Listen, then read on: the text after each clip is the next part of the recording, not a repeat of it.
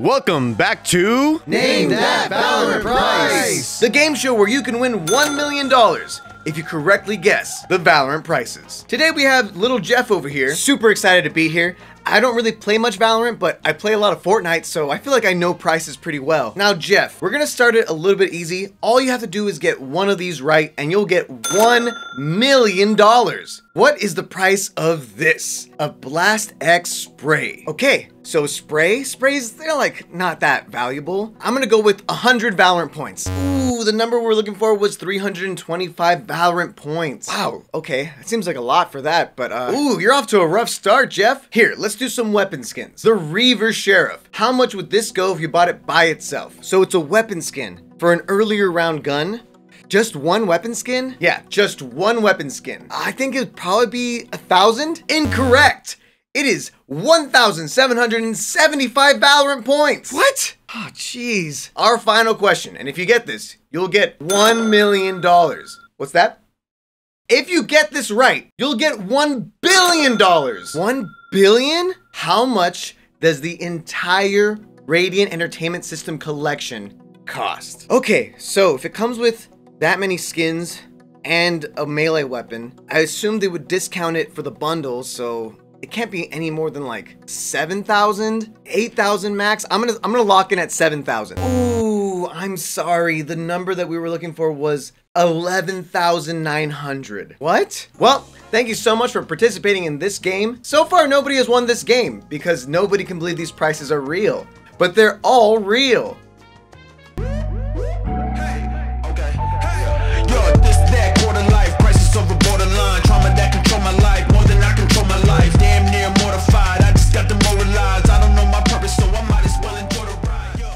Hi, I'm Macro. I made this video, probably already know that. So to make this video, I needed to get clips. And one of the best ways to get clips is using Overwolf. Overwolf has an overlay feature that allows for me to just look at replays, save replays, and it pinpoints exactly when I got kills, when I got killed, which was a lot. So I was able to use this to pinpoint the exact clips that I wanted to use. On top of that, Overwolf works for other games too, like Apex Legends, Overwatch, even newer games like X-Defiant or indie games like Splitgate. So if you also want to gather your own clips, click the link in the description down below to download Overwolf, and downloading it will support the channel. And thank you to Overwolf for sponsoring this video. Valorant time, baby. Over 4 years ago, Riot released their tactical shooter, Valorant. It was clearly meant as a CSGO competitor since it is essentially a CSGO hero shooter. And for the most part, it has been a success, amassing a ton of fans and staying popular since its release, truly rivaling a juggernaut like CSGO. And even though I might have said this before, Valorant will never be on console. They truly believe in the PC master race in this scenario. I was completely wrong. Valorant is finally on console, in its beta, but still on console nonetheless. So since there is definitely going to be an influx of noobs trying this game out for the first time, I thought it would be a good idea to go back to this game, re-review it, and talk all about the new stuff since its release. So let's begin by first quickly explaining this game in a nutshell to all you noobs out there who have never even played this game before. Valorant is a 5v5 hero tactical shooter, where you are either planting a bomb or defending a bomb site, and the first team to either complete the objective or kill every enemy will win the round. And after winning 13 rounds, you'll win a match. Simple as that. Between each round, you'll earn money to buy weapons, armor, and abilities. Each agent has their own unique abilities, some that they will always spawn with, and others that they will have to purchase during the buy phase. They also have an ultimate ability that is earned over time by getting kills and dying. The abilities can be anything from smokes to flashbangs to traps, and now that there's a ton of agents, I really can't go over all the abilities, but yeah, that's the game in a nutshell. So now, let's talk about... When Valorant first came out, it only had 10 agents, and now there's 24. In my original video, I briefly went over the 10, giving them silly nicknames, so I'm gonna quickly do the same with all the new ones. You got Space Janelle Monáe, a vegan, Asu, Aquaman, Kermit the Frog, Sombra, Billie Eilish, Tumblr, Widowmaker, but hotter. Good Mirage. Sombra. Wait, I already said that. Philippines mentioned. IT girl. Hey, yo, is that the voice of Newcastle? Go follow Gabe. He's awesome. I think the designs of the characters have only improved since day one. They all have so much color and life and are very easy to tell apart, even with them all being the same height. Except for Reyna and Fade, they kind of have a lot of similar design choices. It's the only flaw. But I digress. A lot of these characters have smokes and flashes and stuns and walls and explosives and just so many things happening. For a noob, it can be a lot to deal with and understand. You will really need to know what each of these agents do, because otherwise it'll feel way too chaotic and you'll go to a corner and just cry. Watch them run. Watch this! I know exactly where you are. Thankfully, you can try all the agents in the range for free, so you can get a hang of them. The way you unlock agents has changed. Before, you had to either pay or turn on a contract to unlock them. But now, it's more like Apex Legends, where you'll get a new currency called Kingdom Credits. Kingdom Credits can be unlocked just by playing. If you do daily missions, you'll get bonus Kingdom Credits. And you can use these credits to unlock agents, or you can buy the agent cosmetics that were previously in the contracts before. And on top of that, you can also purchase some items from old battle passes. I didn't think the old system was that great, so I like that this one gives you a little bit more wiggle room in the way you unlock items and agents. Although I do think it takes forever to unlock agents in general. But I understand they want to make sure some people spend real money to do it. It's a business at the end of the day, and anyone who's been playing this game since day one will probably have most, if not all, the agents unlocked already. They also added a new weapon, the Outlaw, which is a sniper between the Marshal and the Operator in terms of cost. And it has the ability to shoot 2 shots in rapid succession at the cost of only having 2 bullets before reloading. I like the addition of new weapons, and this one is pretty dope to use. And I got a few kills with it, not gonna lie, pretty goated. You tried.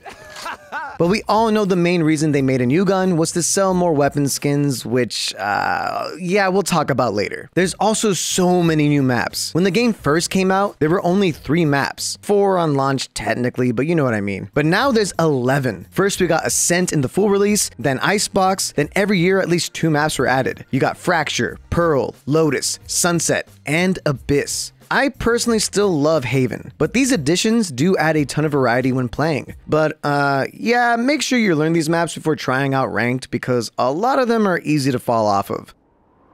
Damn. There's also new game modes added. Before there was just Spike Rush, but now there's Escalation, Deathmatch, Team Deathmatch, and even custom games. Team Deathmatch has original maps made for the mode, which makes the mode actually feel more unique than just an afterthought. But the main way to play is still unrated and ranked. You still have to do placements to find out your rank, and the rank names are still the same from bronze all the way to radiant. I'm not that good at this game. But even in low ranks, the game really feels a lot bigger, and it has a lot more variety in maps and characters. And that same old toxicity, it's still here. Astra, how long were you gonna take to walk up and kill the KJ? It was like a century. Flash out. Defenders win. And for those of you who are not noobs, there is now a path to pro with Valorant Premier. It's like the big leagues, only the best of the best playing Premier. So not me, but yeah, I do wish other games had this much dev support for the competitive scene.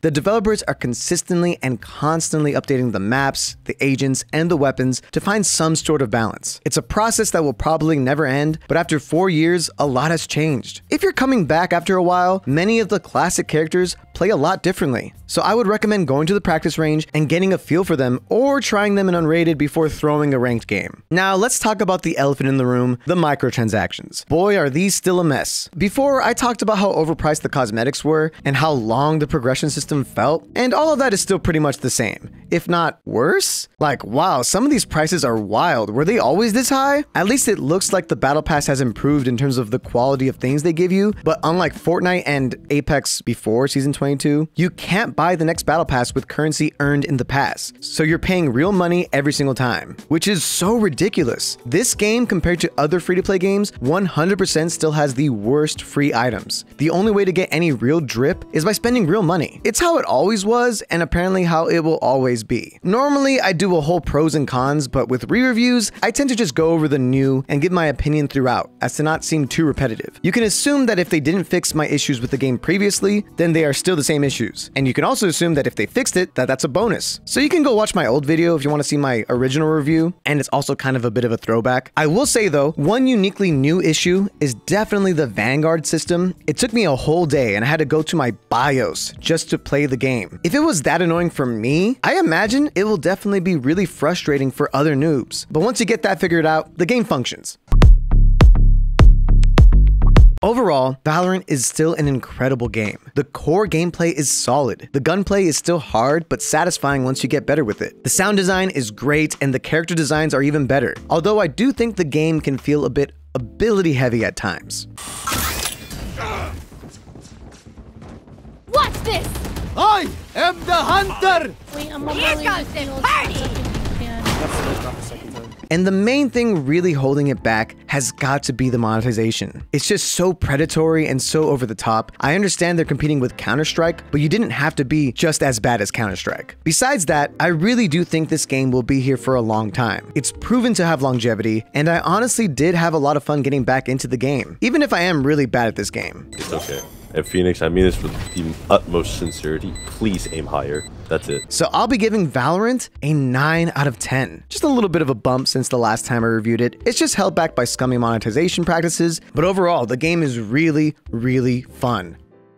But what do you think? Have you played Valorant now that it's on console? Or have you been playing it since day one? And if so, what would you rate it? Let me know in the comments down below. Okay guys, I gotta go host another Name That Valorant Prize. So I'll catch you later. Ya noob.